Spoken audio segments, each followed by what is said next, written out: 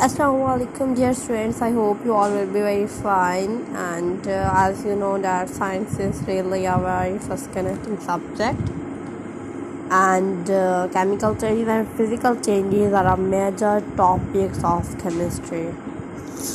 As in our previous video we have learned about physical changes, so in our today's video we're going to learn about chemical changes. A chemical change occurs when one kind of matter or substances produces a new kind of matter or substances that is completely different from the original matter. Baking a cake is a chemical change. Butter, eggs, sugar and flour are mixed. When they are baked in an oven, we get a completely new thing in the form of a cake. And here you can see that chemical change. Okay, can you separate the sugar from the cake? No, because chemical changes are irreversible. We cannot get back the original matter. How can we predict if a change is a chemical or physical change? There are some signs which can help to indicate that chemical changes are occurring around us. So the first one sign is indicator of a chemical change. During a change, we are not able to see a new substances begin formed, but we can infer by observing some common indicator. If we observe two or more of the following signs, it will most likely be a chemical change. Change in temperature.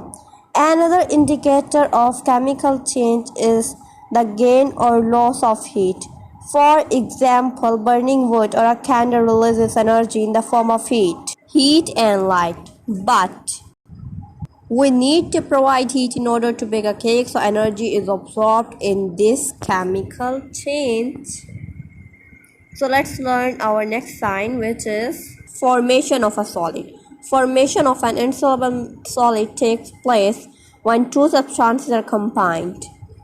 This solid is known as a precipitate. This is a clue to a chemical change. Formation of a subscum in hard water is an example of a chemical change which involves formation of a precipitate. Formation of a solid.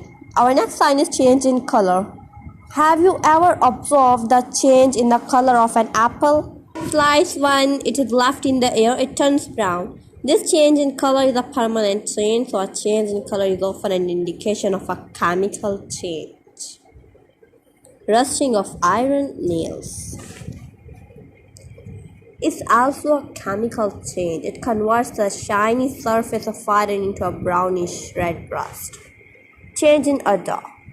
Some chemical changes produces a new smell. For example, fresh fruits and vegetables have a pleasant smell but give a bad smell on rotting. So change in odor, it indicates that rotting is a chemical change. Our last sign is the production of gas, which is real interesting. Okay, what happens when an antacid tablet is dropped in water? It fizzes and bubbles arise off. These are the bubbles of the carbon dioxide gas. The tablet does not contain any gas. The gas is formed when the tablet makes contact with water and undergoes a chemical change.